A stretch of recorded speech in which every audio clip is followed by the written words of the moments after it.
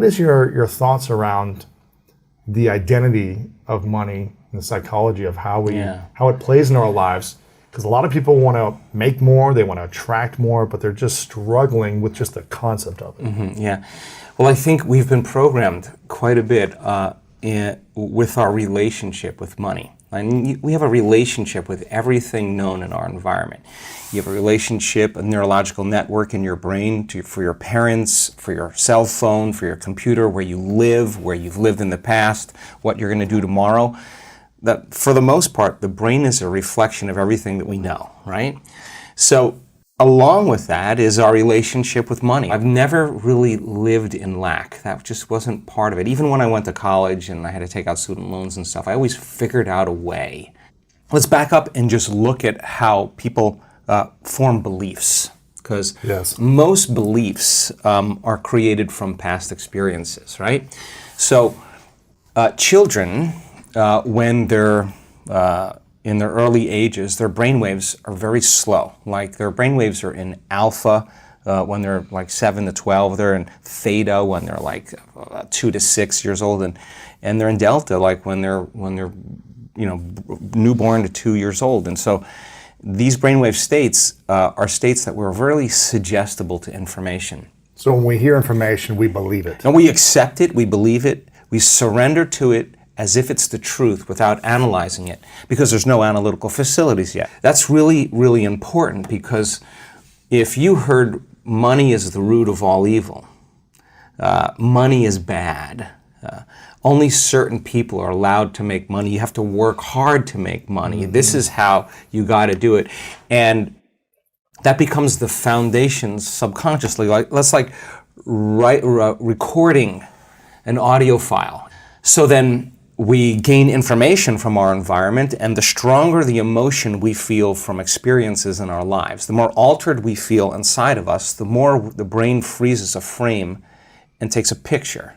And that snapshot is called the memory. So think about people who have relationships with money, right, from the past. All beliefs are based on past experiences. So you have an experience where you lose money, you have an experience where money's taken away from you, you have an experience where you don't have enough, you're living in a place where there's not enough money, or a family that's not enough money. Then the emotion that most people are living by on a moment-to-moment basis is lack. Like, I'm in lack of having something that I want. Okay? Now, there's nothing wrong with that, because the experience changes your emotional state. You freeze the frame, you take a picture. The problem is, that's hardware. So we think neurologically within the circuits of that past experience, and we feel chemically within the boundaries of that emotion, which would say, for example, be lack. You're driving down the road and you see someone driving a car that all of a sudden you realize that you don't have. The moment you become aware that that person has that car and you don't have it, you're in lack of having it, right? So what the brain naturally does is it naturally creates you driving that car. And you have an image of yourself driving that car, and you start identifying, wow, that would be a greater experience for me to have. The problem is the distance between the thought of what you want and the experience of actually happening for most people is the concept called time. Right? Between cause and effect, right? So some people develop the ability to manage themselves and manage their life. They develop certain skills and they can pay for it and they can get it very quickly. The problem is when the novelty of that experience wears off, the car, and they're no longer identifying with that, and the feeling of emptiness and lack comes back. They need to find something else. They got to go and find something else. And so there's this game that goes on where you never have enough, right? And that's the lack game, right? So then if you think about people having the things they want in their life, when they create from lack and separation, it's the experience in three-dimensional reality that produces the emotion, and the emotion is saying, let's feel and experience this thing that you've been in lack and separation from, and that emotion then takes away the lack or separation. But you've worked really hard to get it, okay? Nothing wrong with that.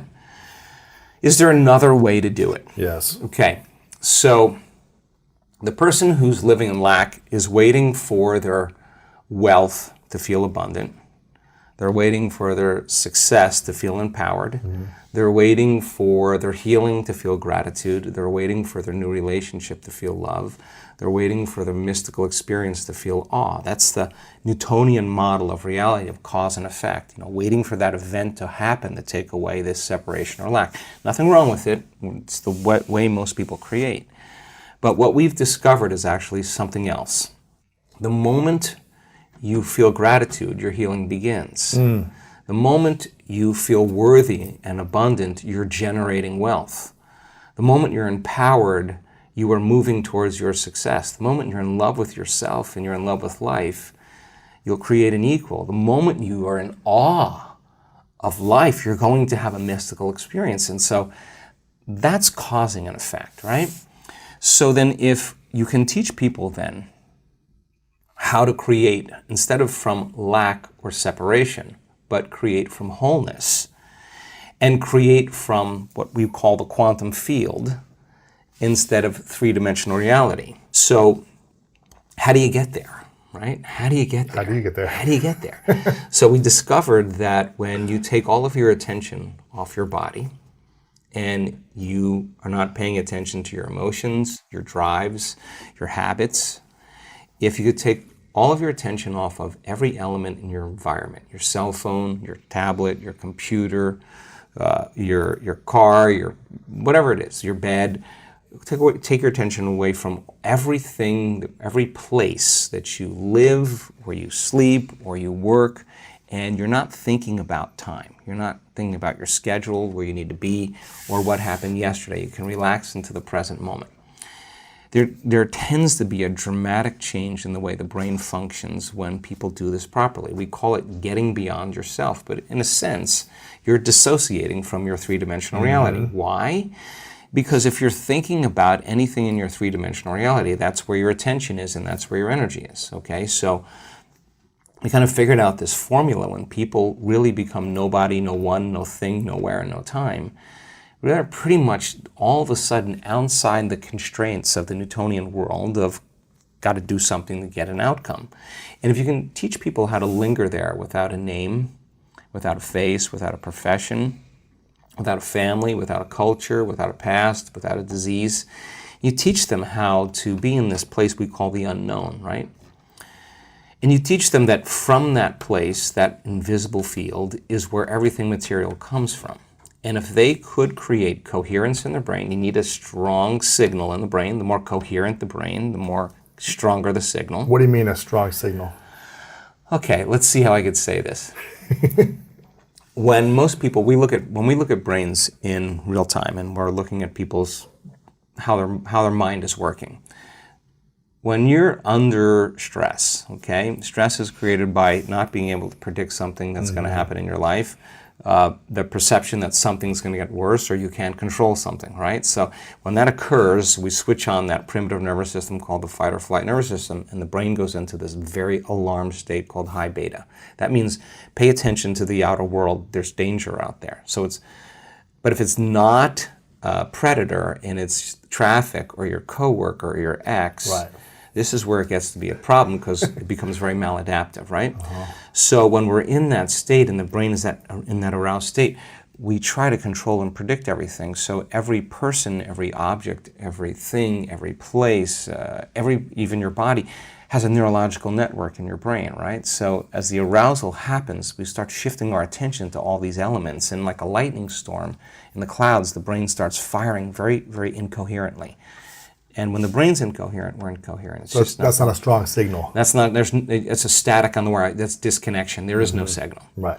So when we're in that state, we're always really looking for the worst case scenario of what's going to happen, because if you prepare for the worst, anything less happens, a better chance of survival, right?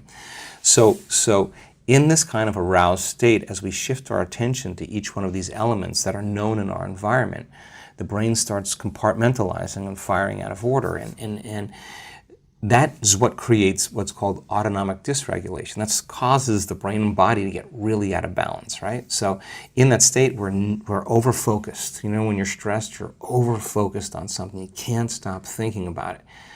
Our research shows that when you do that, you actually make your brain worse because you're analyzing your problems within some disturbing emotion, and that emotion is driving you further out of balance. You're actually knocking your brain and body out of balance by thought alone, and you're driving it into these more aroused states, right? For someone that's been living like that for decades, that's their base state.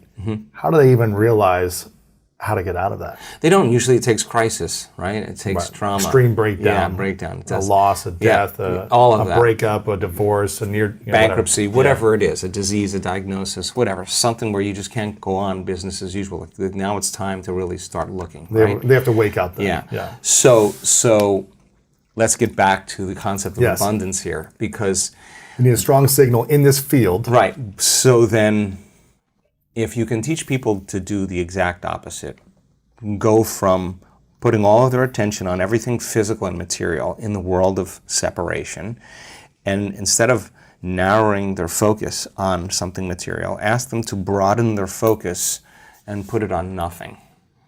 Now, I know that sounds kind of crazy, but when you put your attention on space and you divert your attention, the act of sensing without thinking actually starts to slow the brainwaves down. Not only slow it down, but all of a sudden cause the brain to start reintegrating, starts to synchronize, right? And so you see different compartments of the brain that were firing out of order start to resonate. They start to communicate. They're all of a sudden synchronizing, and what syncs in the brain kind of links in the brain. So when a person has their whole entire brain firing in rhythm, that's a very strong signal that you can send out into the field. So when that signal is strong in that position, what can you create from that space? Okay, but that's only one element. Okay. So then the clear intention tends to be a very important element that we have to get down. And the more coherent the brain, the more clear the signal for that intention. So with intention and attention, we could actually make thought more real than anything else. Now, what is that? You're saying, what would it be like to be wealthy? What would it be like to be abundant? What would it be like to have all my needs met? What would it be like to have more than I need? What would I do if I had everything I ever wanted? The answer always is the same. You start giving stuff away. Because if an abundant person is truly abundant, why would they hold on? They would say, I'm not in lack. There's more for everybody, okay? Turns out, though, that the signal sent out isn't enough. You're going to have to draw the experience back to you. And so send the signal out to, coherent brain, financial freedom, whatever abundance, all these different things. Right. Whatever that is for you. Whatever that is for you. You're putting that out there with your signal, with the intention and the attention. Right. And then how do you draw it to you? So in the physical world, in the physical world, you got to go get it. You got to do something. This is the plane of demonstration. You got to go get it, and when you're in lack until it occurs, right? But I'm hearing you say there's a way to not chase but attract. All right. So if you're creating from the field instead of from matter, right? There's a very strong possibility that you'll shorten the distance between the thought of what you want and the experience of having it. And when there's a vibrational match between your energy and that future that you want to experience, now if you're creating from the field, you actually don't go anywhere to get it. You actually draw it to you. So here comes the synchronicities, the serendipities, the coincidences, the opportunities, and they come out of nowhere. And you say, I don't understand. I didn't do anything. Well, you changed your energy. And so then the other element is a coherent heart, right? And the heart has a magnetic signature. And the magnetic signature is what draws reality to us, right? So you combine that clear intention with a coherent brain. Now here's the key. This takes practice. Yes. Because the person who's living in lack is usually unworthy, is usually insecure, is usually in their past, they're usually frustrated, they're usually impatient, they're usually resentful because nothing's changing out there because it's taking too long. Well, everything takes a lot of time when you do matter to matter, right? So then if you teach them, okay, we know all about that. We know the story behind that. We know what your parents told you about money, all that other. Don't worry about it. Don't worry about it. But now let's do something that would be really cool. Let's write down the feelings of how you would feel if that future happened, and you're going to have to feel that feeling before it occurs. So now, okay, what does an abundant person feel? Pretty much free, a lot of freedom. Peace, excited, joyful. In love with life, grateful to be alive, abundant. Okay, now let's practice feeling those. Turns out when you're feeling those other emotions like resentment and impatience and frustration, you're stepping on the gas pedal, you're just turning on the sympathetic nervous system, and you're stepping on the brake. At the same time, which is you're angry, you're frustrated, but the fight or flight nervous system says run, fight, or hide, and you're sitting in a Zoom meeting and your neck is pulsating is because the heart is beating against the closed system, right? You're not using it in an adaptive way. So the heart starts firing out of order. It starts firing incoherently, and incoherent waves cancel each other out. It's called destructive interference, and then we stop trusting our future. Energy leaves the heart. Energy leaves the brain, energy leaves the heart, and you can't get in touch with the feeling of your future because in survival, which those are hormones of stress, all those emotions, in survival it's not a time to create, right? It's time to run, fight, and hide. Okay, so we got to lay down the very thing we used our whole life to get what we want. The habit of doing it that way for something greater to occur. Okay. And what happens if we try to create from survival emotions? It just takes a long time. You'll just force it. Little steps at a time. You'll force it. Yeah. You'll force it. You'll fight for it. You'll compete for it. And you'll manipulate. You'll cheat. You'll lie. You'll do anything to get what you want because that's what matter does when it's trying to change matter. And everybody's playing that game, right? Everybody's trying to accumulate the most amount of things. Right. Okay, so that's what abundance means to certain people. Get as many things as you can. Okay, you want that? Not a problem. But let's learn the formula of how to create, right? Yes. So then you'd have to feel those emotions before the experience occurred. And if you understood that you could dissociate all of your attention from this three-dimensional reality and have no attention on anything known, and understand that it's the field that creates matter, not matter that emits the field. And if you could get to that place and change your energy with a clear intention and elevated emotion, your heart starts beating in this beautiful rhythm like a drum. We've measured it so many times. And when that occurs, the next thing that happens, the heart informs the brain, it's safe to create now. So the person relaxes into the present moment. And then we see this, like if you took a big sheet, and a blanket, and you went like that, the energy of the heart actually informs the brain to move into these beautiful, elegant states of alpha brainwave patterns, coherent alpha. And that's saying, what's the next dream? What's the next opportunity you want to experience? That's a state of creation. It's not about wealth. It's who you become. The quantum, you got to feel it in order for you to experience it. Suffering cannot carry the thought of your abundance. Lack cannot carry the thought of your abundance. It's a different frequency, right? We feel different feelings like suffering. We think different thoughts, right? So people can say, I'm abundant, I'm abundant, I'm abundant, I'm abundant, all they want, but that thought is never making it to their body because it's stopping at the brainstem because the body's saying, I'm miserable, I'm unhappy, I'm in lack. Right? So the affirmation doesn't work, right? Okay, so let's go one step further. Yes. So if you practice this and you actually understood, we teach this pretty well, but if you learned it just like learning how to play handball or learning how to hit a golf ball, learning how to dance a salsa, so you just practiced the formula, you got really good at it. If you were doing it properly then, what would be the outcome? The experiment of being abundant would be that you would have to feel that feeling. It's so good at doing it with your eyes closed. You got to do it with your eyes open. Now, why? Because if you're feeling the feelings of your emotions, of your future, you're no longer looking for them. Because you're in the future now. Your body is so objective that it's believing it's living in that reality where you are abundant. And as long as you feel that emotion, you're not separate from it any longer. You're no longer in lack. You're no longer looking for it to occur. Say, why hasn't it happened yet? If you're feeling abundant, why would you look? Right? You wouldn't. So then our job then is to be able to maintain that modified state of mind and body. So does that mean like you should check your bank account tomorrow and see if there's $500,000 in it? No. You keep tuning into that potential, and then here come the synchronicities. Yes. What's that? That's feedback in your environment. It's the universe saying, hey, Lewis, whatever you're doing, all of a sudden, we are starting to create, right? And I think it's so important for people to remember that they're the creators of their lives instead of the victim of their lives, right? So the victim is saying, I'm feeling this way because that person or that circumstance, or I don't have any money, is causing me to feel this way. That's my relationship with money. What that really means is I'm using my lack to reaffirm my dependency, my addiction, my conditioning. That's my relationship with money, is that I put my attention on money because I don't have it.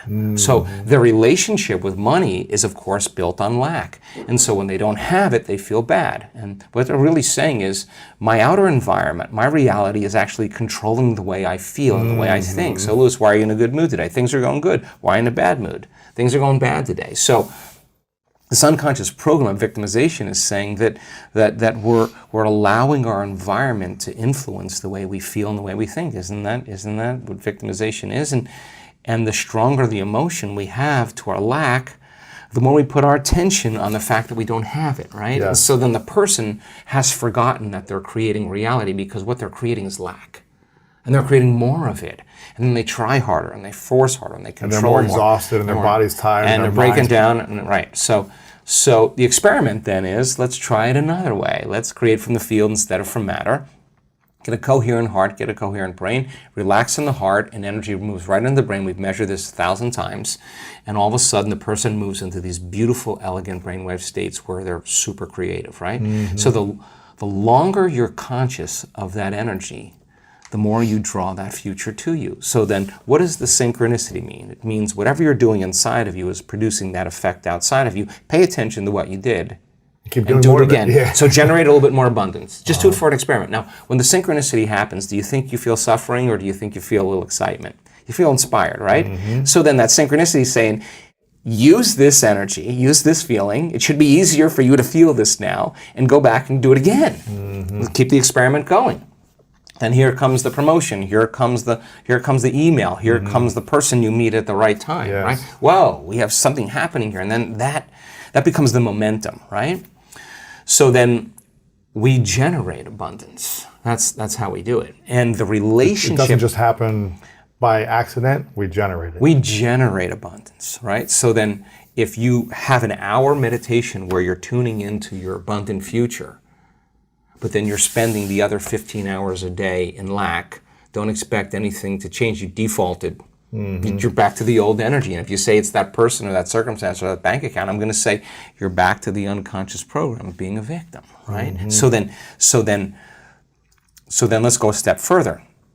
If your personality creates your personal reality, and it does, and your personality is made up of how you think, how you act, and how you feel, then the present personality who's listening to this podcast has created the present personal reality called their life. Nothing big there. Which means if you want to change your personal reality, you're going to have to change your personality. Right. Nothing changes in your life until you change, right? So then 95% of who we are is on autopilot, right? It's a programmed thoughts, hardwired thoughts, beliefs, perceptions, unconscious habits and behaviors, and really, really emotional responses that tend to be really knee-jerk and automatic, right? So if 95% of who we are is a set of unconscious programs, then the first step to change is becoming conscious of those unconscious thoughts. Now, people think when they sit down to do the work and make their change that they're doing something wrong. No, those thoughts have to come up. I'm not worthy, it's never going to work.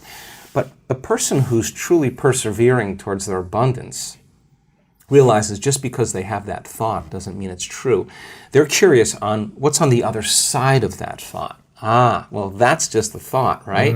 And nerve cells that no longer fire together no longer wire together. So you keep moving past that thought, it has less and less power over you, right? Now you have power over it, or better yet, you're using your brain in the proper way instead of being a victim to your brain, Sure. right? If you complain about money, if you judge people who have it, if you rush when you're in lack, if you cheat when you don't have what you need, an abundant person doesn't do that. You got to look at that and say, I got to break these habits. Yes. Oh my God, if I truly want to be abundant, I can't act this way. Now here's the big one.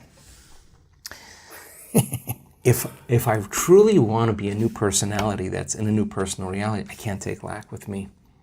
I can't take unworthiness. I can't take the story that goes along with it with my parents or my grandparents or my ex or whatever. That story has to end, right? I mean, if not now, when, right? How do people end those stories? Well, of course. Well, how many times do we have to forget until we stop forgetting and start remembering? Right. That's the game, right? That's the game called change. How many times do we have to go unconscious and default to that old personality when we catch ourselves and stop doing that and get conscious? That's the moment of change. So the problem is that most people wake up in the morning and they think, let me think of my problems, right? The brain is a record of the past, right? So they think about their problems. They don't have enough money, and those problems are usually connected to certain people at certain places with certain objects and certain things. What didn't work out, or who Right. screwed me over. So the moment they wake up, the moment they remember those problems, they're thinking in the past. So now they're firing and wiring the memory. They're keeping the memory of the past alive in their mind. The problem is, every one of those memories has an emotion associated with it because we've experienced it. So when they feel the lack, when they feel the unhappiness, when they feel the anxiety, now the body's in the past. Thoughts being the language of the brain, feelings being the language of the body, how we think and how we feel creates our state of being. But the conditioning process starts because conditioning only needs a thought and a feeling, a memory or an image and an emotion, and a stimulus and a response, and you're conditioning your body to become the mind of that emotion. And now the memory's not in the brain. Now the memory's buried subconsciously in the body, and the body becomes the mind of that emotion. So the body is living in lack, and it's believing.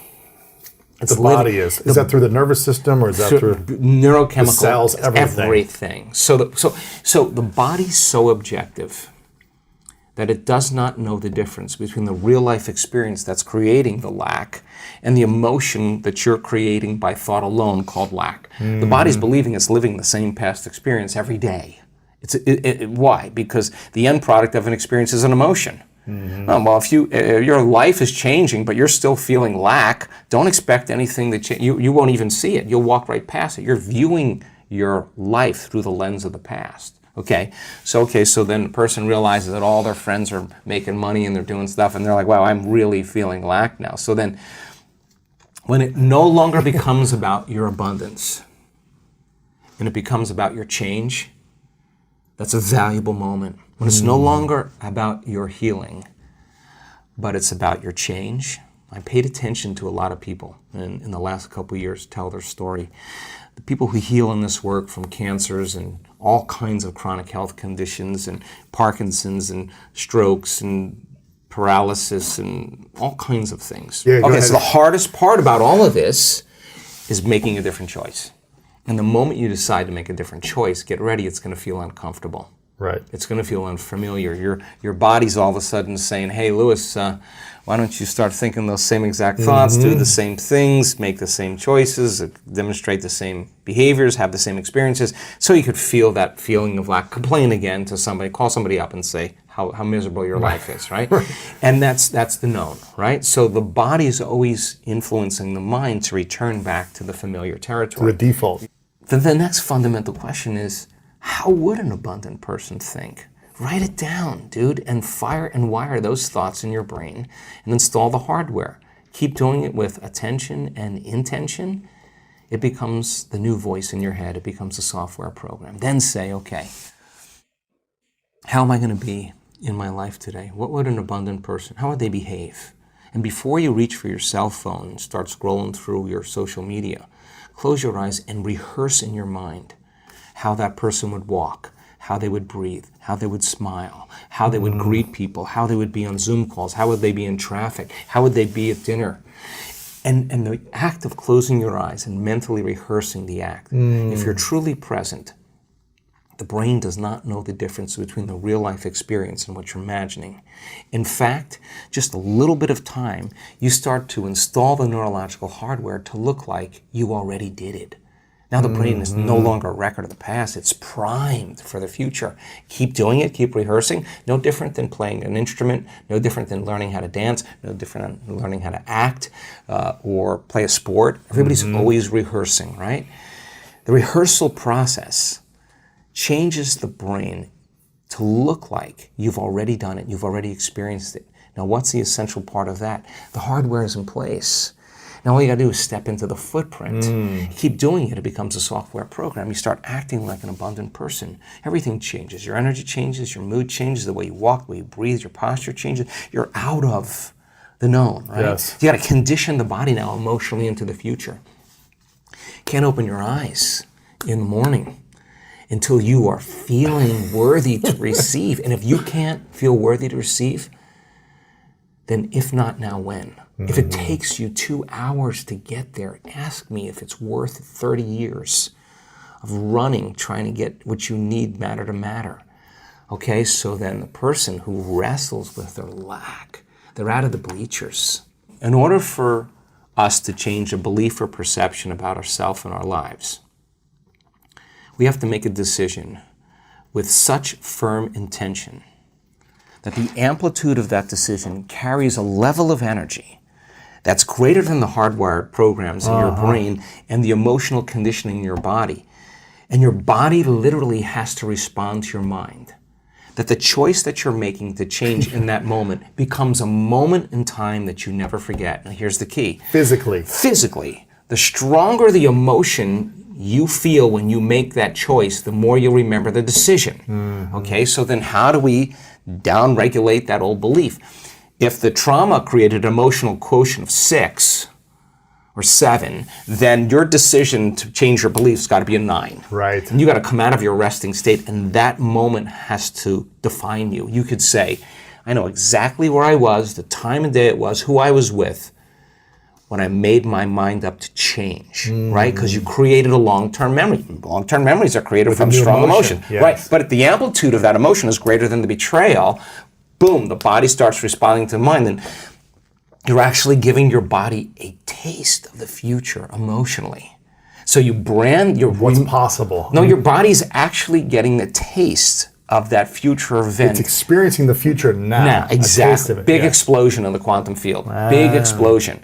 So the side effect of that is if you combine that clear intention with that elevated emotion, you're basically remembering your future, and it looks no different than remembering your past. Think neurologically within the circuits of that memory and feel within the emotions of that new belief, and watch your life begin to change, because nothing changes in our life that we change. And when we change our energy, we change our life. So now the experiment all of a sudden is no longer based on it being hard or trying or wishing or wanting or hoping. That's what we do when we're in lack or separation. It's about change. So then when we finally realize, in order for us to become abundant, we have to overcome the old personality. And that's 95% of who we are, right? Yes. So then the side effect of the beginning of this process is a lot of discomfort. It is a lot of discomfort because you're stepping outside the known into the unknown, and now you can't predict. It's scary. No, you'd rather hold on to your lack. The pain, the suffering. Rather tell the story of that. At least it makes you feel something that's familiar. When you step outside and you're saying, I'm not going to complain about money any longer. I'm not going to complain about I don't have any. I'm not going to judge other people who do. I'm not going to say I can't. I'm not worthy. It's never going to work. All those things got to go. I'm not going to feel lack. I'm not going to feel unworthy. I'm not going to feel separation. I'm not going to feel resentment. These are the things that are keeping my reality the same. Now it's no longer about abundance, about who you become. Don't make it be about abundance. Make it about becoming abundant by overcoming the person who's not abundant.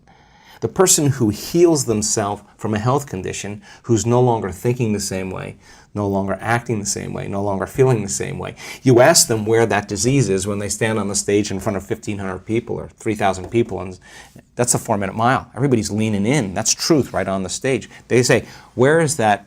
Where is the disease? Oh, it lives in the old person. Wow. I'm somebody else. That's not even a story. That's not even who I am any longer. So, lo and behold, when we do our research, and people do this, in 7 days of going all in, at the end of 7 days, their body looks like, genetically, with all the metabolites, that they're literally in a different environment. Here's the weird part. They're in a ballroom.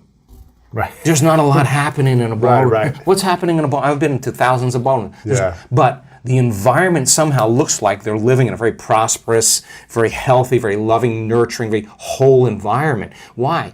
Because they were signaling genes ahead of the environment. And if the environment signals the gene, okay, that's epigenetics. The end product of the experience in the environment is an emotion. If you feel the emotion before the experience, you're signaling the gene ahead of the environment. And genes make proteins. And proteins are responsible for the structure and the function of your body. Look at Jack, by the way. I like that. Look at the muscle over here. The expression of proteins is the expression of life. So you actually become abundant. You actually become that person. And people who are truly abundant have no problem with losing things. If you believe in yourself, it means you have to believe in possibility. And if you believe in possibility, you're going to have to believe in yourself. And the universe only gives us what we think we're worthy of receiving, right? So we got to get to that point, because so many people who are in lack somehow don't feel worthy, right? So the abundance then becomes the sign that you finally become worthy. And for the soul, it's not about the abundance. It's about mastering your worthiness. And the reflection is the things that you accumulate.